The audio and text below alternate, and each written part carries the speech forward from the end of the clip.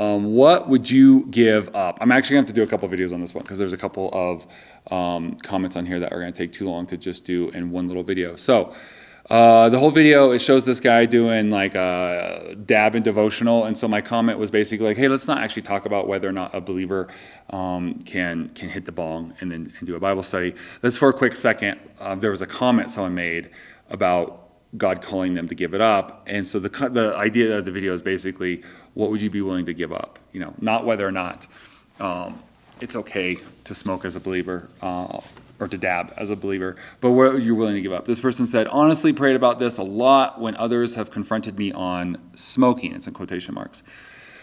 Yeah, absolutely. I've given it up because I couldn't afford it. I would gladly give it up if I was convicted on it.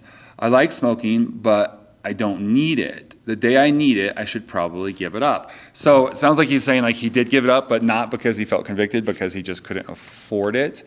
That's a good point too. Any of those kind of vices, whether you think it's permissible or not, like, is it a good stewardship of your money? I feel convicted on this quite a bit actually with the amount of like energy drinks and sodas I drink. And I'm like, could that money be going to somewhere better? And so that's something I'm constantly like evaluating, like, what is the trade-off between the productivity boost and the happiness increase that it gives me from having, one, the productivity boost of the caffeine, and then two, just that dopamine, that happiness of like, this is my routine, I'm used to doing this, and so when I get this drink in the morning, it kind of triggers some dopamine because it's like a trained behavior at this point that like, I like this. So I'm like, okay, what is the value of that versus what is the value of like the stewardship of the money for the drinks? Something I think about quite a bit.